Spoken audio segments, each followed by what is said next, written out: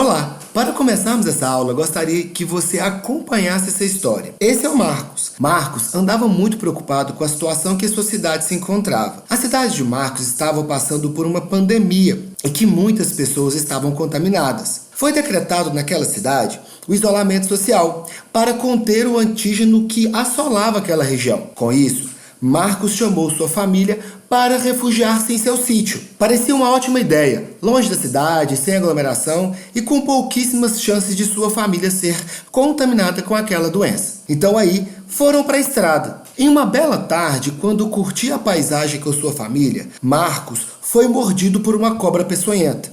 A família de Marcos ficou muito preocupada, levando-no correndo para o hospital mais próximo. Em seu atendimento, o médico indicou a ele que tomasse soro e vacina. Marcos ficou sem entender a indicação médica. Por que eu vou ter que tomar o soro e tomar também vacina? Você conseguiu entender essa indicação que o médico fez para Marcos? Não? Então vamos lá. Antes de começarmos essa aula, seja bem-vindo ao canal Biologia Sem Neura. E antes de dar início, deixa aqui o seu like ajuda muito a crescer esse canal. Se você não for inscrito, se inscreve agora e assine e ative o sininho para que as notificações cheguem até você.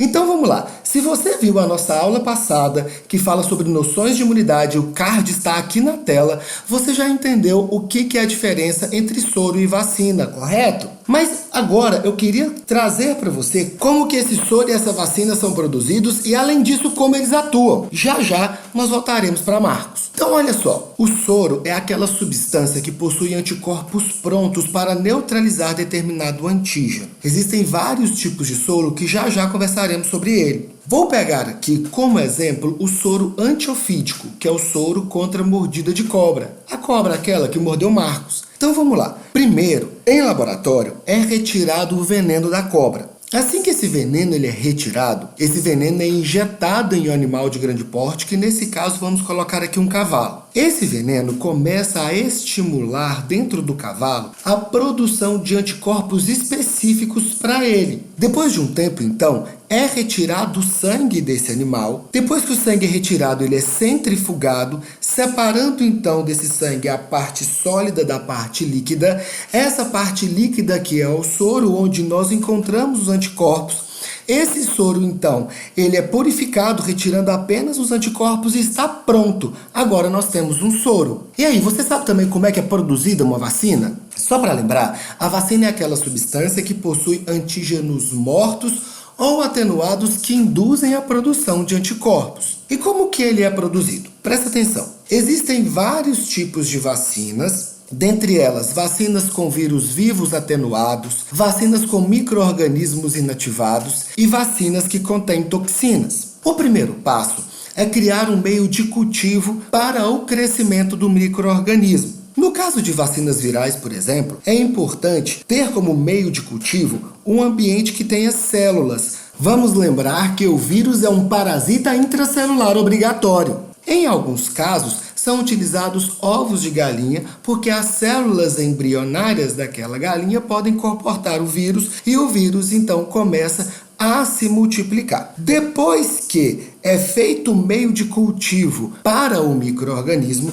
é retirado o micro-organismo e adicionado em um meio que vai então enfraquecer ou matar ou atenuar aquele antígeno. Pronto, agora nós temos o ingrediente farmacêutico ativo, ou IFA, ou também conhecido como concentrado vacinal, que é o que é produzido a vacina. Esse concentrado vacinal é envasado em frascos menores para sua distribuição. Agora, essa vacina está pronta e pode ser utilizado para imunizar a população. Bom, agora que você já sabe como é produzido um soro e uma vacina, vamos aqui lembrar a sua ação? Olha, coloquei para você aqui uma tabela em que eu vou fazer um paralelo entre soro e vacina. Vamos lembrar, o tipo de imunização que o soro ocasiona é chamado de imunização passiva, aquela que recebe o anticorpo pronto. Já a vacina, aquela que vai estimular a produção de anticorpo, é chamado de imunização ativa. O que eu contenho nessas substâncias? O conteúdo do soro, como você viu aqui nessa aula, são anticorpos, e da vacina são antígenos atenuados ou mortos. Sendo assim, a ação do soro é uma ação terapêutica, é aquela ação em que assim que você entrou em contato com o antígeno, ele consegue neutralizar. Já a questão da vacina possui uma ação profilática, uma ação preventiva. Então você já produz anticorpos antes, assim que o micro-organismo entrar no seu corpo, esse anticorpo então consegue neutralizar o antígeno. Olha, o tempo de ação de um soro, por ele ter essa ação terapêutica, é curta. Já o tempo de ação da vacina é longa. Para a gente terminar esse paralelo, eu queria colocar para vocês alguns exemplos. De soro, nós temos exemplos: o soro antiofídico, o antiaracnídico, o antiescorpiônico, a anilomia, a antitetânica, a antidiftérica e a antibotulínica. Já a vacina, existem 4 tipos de vacinas no mercado. As vacinas consideradas únicas, que possuem apenas um antígeno, como nós temos, por exemplo, o reforço do tétano. As vacinas combinadas, que são vacinas que possuem mais de um antígeno. No caso, nós temos como exemplo a tríplice viral, tríplice bacteriana, entre outras. Existem também as vacinas conjugadas, que possuem nelas antígenos bacterianos ligados a carreadores proteicos, gerando assim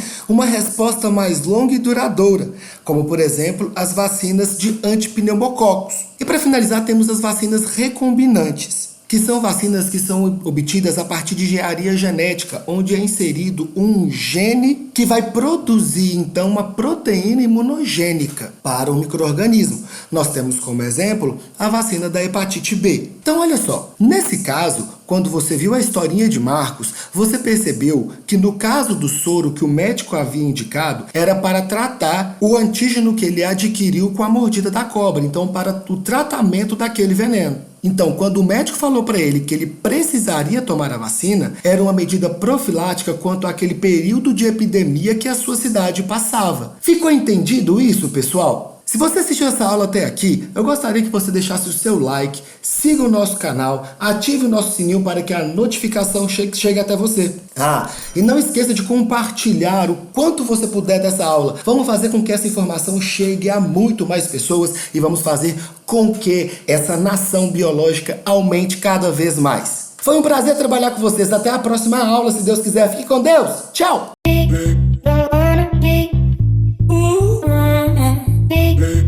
Wanna be